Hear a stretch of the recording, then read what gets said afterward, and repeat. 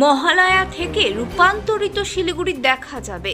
তার কারণ এর মধ্যেই গোটা শিলিগুড়ির প্রতিটি সরকারি বেসরকারি প্রতিষ্ঠানের সাইনবোর্ডে বাংলায় নাম লেখার অনুরোধ করলেন মেয়র গৌতম দেব।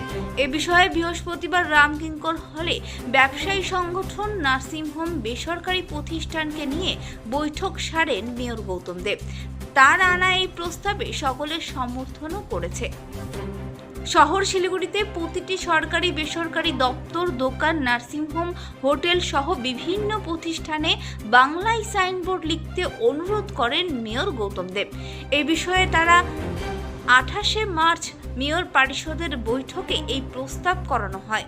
তখন বলা হয় পয়লা বৈশাখের মধ্যে বাংলা লেখার অনুরোধ করা হয়, কিন্তু সকলের অনুরোধ মেনে তারিখ বাড়িয়ে 30শে জুন করা হয়।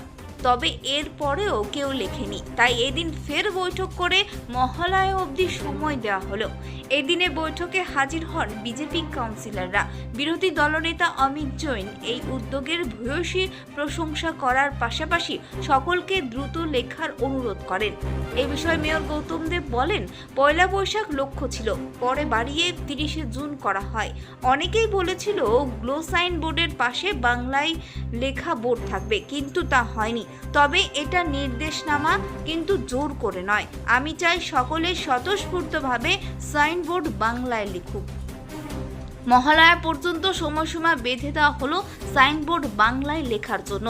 রূপান্তরিত শিলিগুড়ি মহালয়ার দিন থেকে দেখতে চাই। আমি বাড়ি, অফিস, নিজের নাম বাংলায় লিখেছি।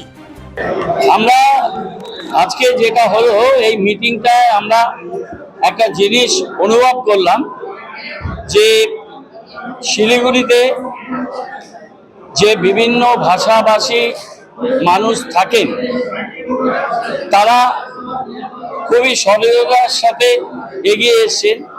বাংলায় থাকার সুবাদে, শিলিগুড়িতে থাকার সুবাদে তারা এই জায়গাকেই তাদের হোমল্যান্ড। অনেকেরই জন্ম, কাজ করতে করতে অনেকে পরে আসলেও একাত্ম হয়ে গেছেন, সম্পৃক্ত হয়ে গেছেন শিলিগুড়ির সাথে, বাংলার সাথে। তো বাংলা ভাষার সাইনবোর্ড লেখার কাজ শুরু হয়েছে। এটা এমন একটা বিষয় যার সাথে আবেগ জড়িত, যার সাথে ভালোবাসা জড়িত, যার সাথে নিজের হৃদয় এর আবেগ জড়িত। সুতরাং এটা জোর করে চাপিয়ে দেওয়া কোনো বিষয় হতে পারে না। সেটা অতীতে অনেক আন্দোলন, শেখ মুজিবুর রহমানের আন্দোলনের মধ্যে দিয়েও, সেটা একটা জাতি গঠনের মধ্যে দিয়েও সেটা বারে বারে প্রমাণিত হয়েছে। বরাক উপত্যকায় তার সাক্ষী থাকছে। তো আমরা খুবই আশাবাদী। আমি বিভিন্ন যারা প্রতিষ্ঠান তাদের সাথে আলাদা করেও কথা বলবো। আমরা এটা নিয়ে একটা কর্মপদ্ধতি তৈরি করব যোগাযোগে, যে মহালয়ার দিন সকালবেলার মধ্যে যে ভোরবেলা আমাদের প্রভাতী অনুষ্ঠান হয় মহালয়া, সেই দিন একটা আমাদের গুরুত্বপূর্ণ দিন।